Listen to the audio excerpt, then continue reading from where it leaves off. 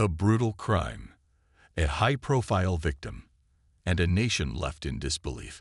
In the heart of Delhi's elite defense colony, a murder would unravel a chilling mystery that reached all the way to the corridors of power. On a quiet day in the 1970s, the capital city of India was shaken to its core. Dr. Narendra Jain, one of the country's most celebrated ophthalmologists, was no stranger to acclaim. Known as India's leading eye surgeon, his reputation extended far beyond the walls of his clinic. So trusted was he that he served as the personal eye doctor to the former president of India, V.V. Giri. But on that day, everything changed.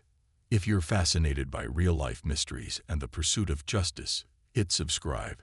The Forensic Files brings you gripping true crime cases that deserve to be heard. Dr. Jain's life of prestige and professional triumph took a devastating turn when his wife, Vidya Jain, was found brutally murdered right outside their home in Defense Colony. The neighborhood, known for its affluence and high security, became the unlikely scene of a shocking homicide. News of the incident sent ripples across the country. This wasn't just any murder. It was the killing of the wife of a man with direct access to the former president of India. The question on everyone's mind: who would dare to commit such a crime, and why? Public curiosity turned into national concern as the case drew the attention of India's top investigative agencies. What they uncovered would leave both investigators and the public stunned. What lay beneath the surface of this high-profile murder? Who was behind it? And what drove someone to commit such a cold-blooded act in broad daylight? Stay with us as we begin to unravel the layers of this case, one fact at a time. Dr. Narendra Jain's professional ascent had been nothing short of remarkable. In an unusually swift development, he was appointed as the personal physician to the President of India, an honor few medical professionals ever receive. Despite the prestige, Dr. Jain remained firmly rooted in his private practice, choosing to serve the public even as accolades surrounded him. Though his name echoed across the country and wealth was never in short supply, Dr. Jain led a disciplined, focused life. But on the evening of December 4th, 1973, everything changed. At the time, Dr. Jain's clinic in Chanakyapuri was a bustling hub, drawing patients in long queues day after day. That day was no different. As was routine, he concluded consultations and closed the clinic by evening. Around 7:45 p.m., he returned to his residence in Defense Colony, following his usual habit of heading straight to the bathroom to freshen up. His attention soon turned to his wife, Vidya Jain. According to his account, he told her, "By the time I'm back, be ready. We'll head over to visit my sister." Dr. Jain's sister, S.K. Jain, lived nearby at House C-489, also in Defense Colony. Shortly after, the couple stepped out together, walking toward their Fiat car parked outside House D-292. Dr. Jain moved to the driver's side, preparing to unlock the door, while Vidya made her way to the other side of the car. Just as he inserted the key, a sharp sound cut through the quiet evening air. Startled, Dr. Jain looked around. His wife, who had been right beside the vehicle, was suddenly nowhere to be seen. Confused and alarmed, he began scanning the area. Then came another sudden noise, louder, closer. He turned toward the source of the sound, and what he saw next was devastating. Vidya Jain lay collapsed near a nearby train, her body motionless.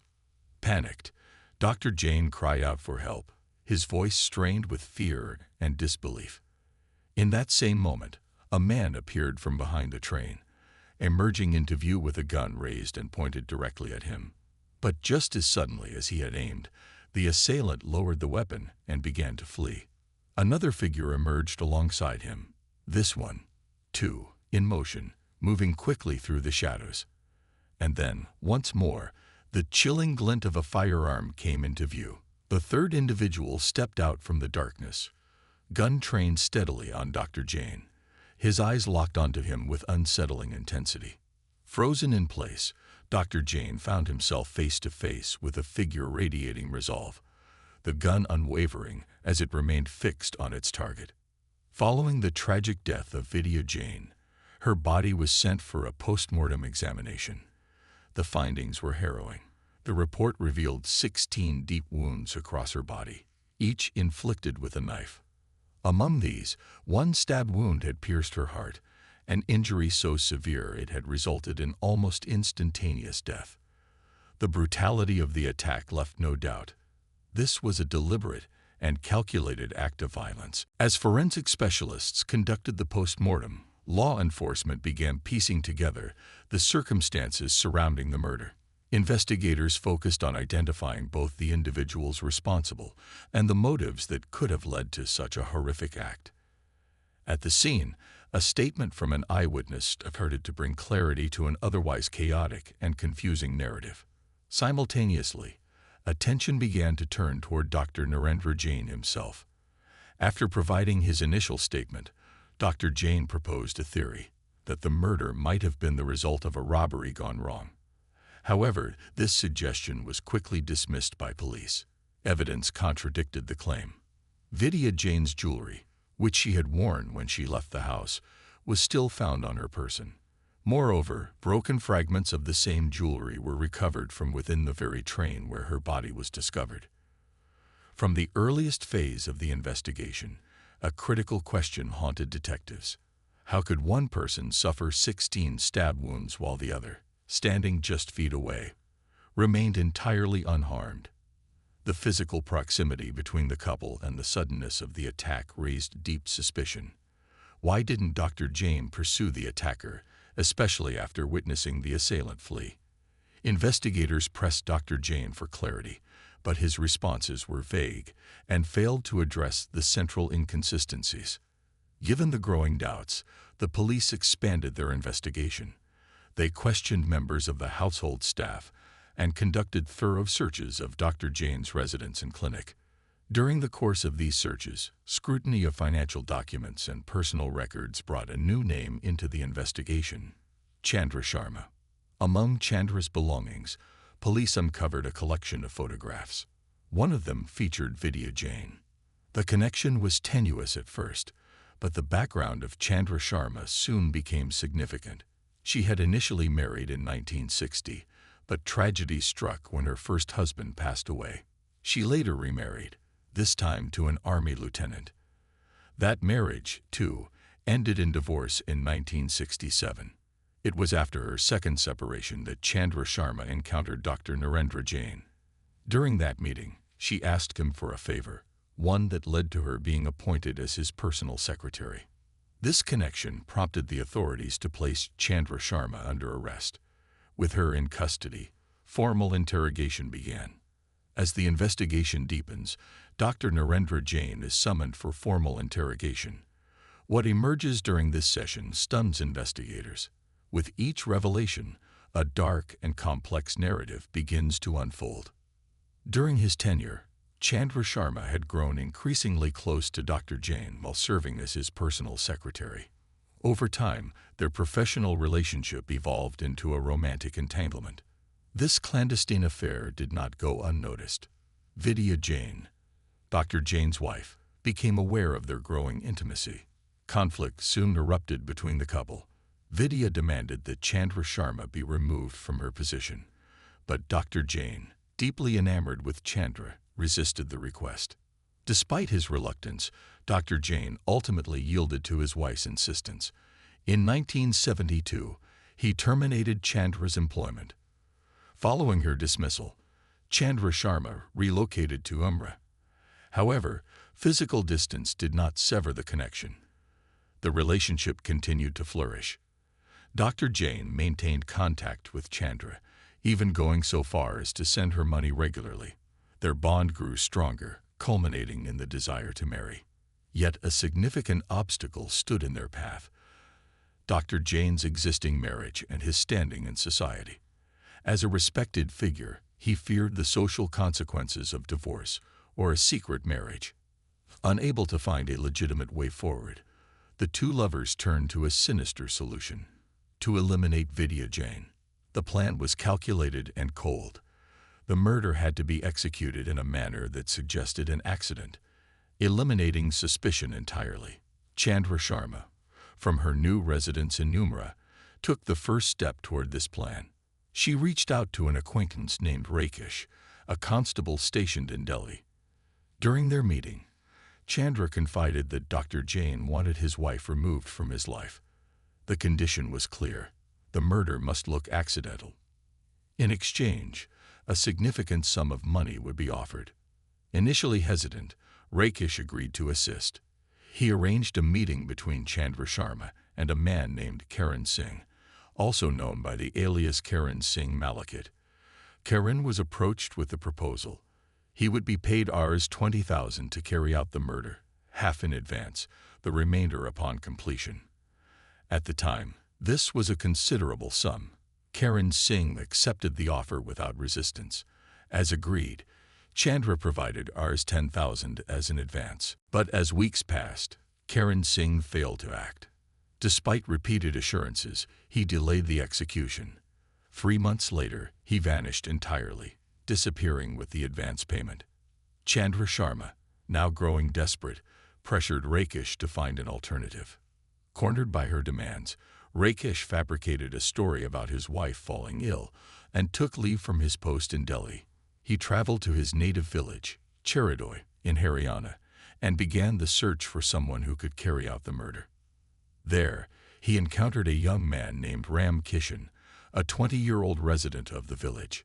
Rakesh presented him with a proposition. If Ram Kishan agreed to commit the murder, Rakesh would secure him a job in Delhi. Enticed by the promise of stable employment, Ram Kishan accompanied Rakesh back to the capital under the pretext of work. Upon their arrival, the deception was laid bare. Rakesh informed Ram Kishan that he must first carry out a murder, Vidya Jain's. He warned that refusal could cost Ram Kishan not only the job but also his life.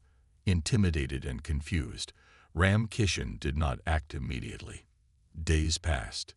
He stayed with Rakesh, trailing Vidya and observing her routine. But every time he was urged to act, he hesitated, delaying the plan for 3 weeks. Meanwhile, pressure continued to mount. Chandra Sharma was growing increasingly impatient. Her desire to marry Dr. Jain intensified, and she renewed her demands for action. In turn, Rakesh pressed Ram Kishan with greater urgency. But even under pressure, Ram Kishan ultimately backed out. It was at this juncture that Ram Kishan introduced another name, Colin. A known criminal in the area, Colin was reputed to have experience with such illicit activities. Ram Kishan briefed Colin on the entire plan. After hearing the details, Colin agreed to assist. He arranged a meeting between Rakesh and yet another individual, Bagri. After finalizing all the arrangements, Bagri assigned the responsibility of murdering Vidya Jain to 2 individuals, Kartar Singh and Nagar Singh. Nagar Singh demanded Rs 25,000 from Rakesh for the job. Given previous incidents, particularly one where a hired killer had absconded with an advance payment, this time, only a nominal advance of Rs 500 was handed over. The remainder was to be paid only upon successful execution of the crime. The plan was meticulously laid out. On the afternoon of December 4, 1973, around 4:00 p.m., a meeting took place at a restaurant adjoining Dr. Narendra Jain's clinic. Present at this clandestine gathering were Dr. Jain, Chandra Sharma, Kartar Singh, and Nagar Singh. During the meeting, Dr. Jain informed the group that the murder was to be carried out that very evening. He explained his strategy. He would take his wife, Vidya Jain, out of the house under a fabricated pretext, thereby creating an opportunity for the killers to act. Chandra Sharma emphasized to the hired men that only Vidya Jain was to be harmed, and under no circumstances was Dr. Jain to be injured during the operation. Following the meeting, Dr. Jain returned to his clinic before heading home later that evening. He then coaxed his wife into accompanying him out, fabricating a story about meeting her sister. As Vidya Jain approached their car, Kartar Singh and Nagar Singh sprang into action.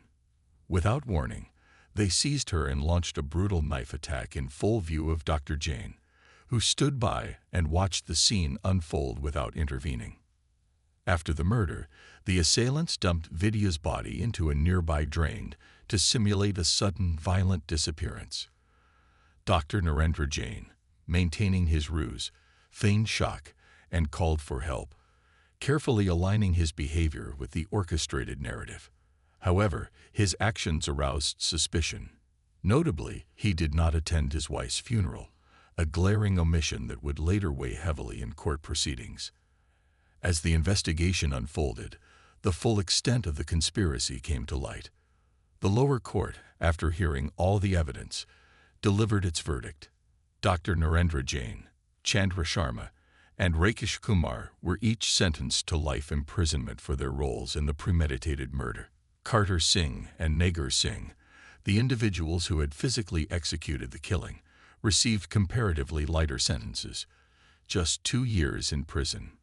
The case was subsequently brought before the High Court, where the convictions and sentences handed down by the lower court were upheld. The verdict handed down by the High Court was not the end of the legal battle. Dr. Narendra Jain's legal team challenged the decision in the Supreme Court, initiating a prolonged and complex appeals process. After extensive deliberation, the Supreme Court upheld the High Court's ruling, affirming that Dr. Narendra Jain and Chandra Sharma were indeed the primary conspirators behind the calculated murder of Vidya Jain. According to the court's judgment, the duo meticulously planned the murder, while Kartar Singh and Nagar Singh were the ones who executed the act with chilling precision. The legal distinction between the planners and the perpetrators became a focal point of public discussion, especially given the contrasting sentences initially imposed. In a move that sparked considerable public debate, Kartar Singh and Nagar Singh, the individuals who physically carried out the brutal murder, were originally sentenced to just 2 years in prison. In contrast, Dr. Jain and Chandra Sharma, the architects of the crime, received life sentences. This disparity drew criticism and prompted further legal review. Eventually, in a surprising reversal, Kartar Singh and Nagar Singh were sentenced to death and hanged in 1985. Meanwhile, Dr. Narendra Jain and Chandra Sharma continued to serve their life terms, completing 16 years of incarceration. Rakesh Kumar, who played a supporting role in facilitating the crime, also received a life sentence. The case was challenged repeatedly in the Supreme Court, but the highest court in the land stood firm. Its final ruling cemented the guilt of all involved and brought a measure of closure to the prolonged legal saga.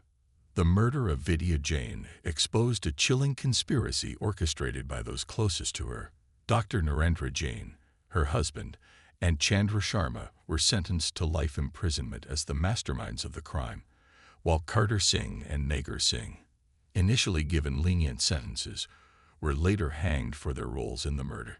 The case captured national attention, raising troubling questions about justice, motive, and the nature of guilt. It remains a haunting reminder of how deeply betrayal can run, and how justice, though delayed, eventually prevails.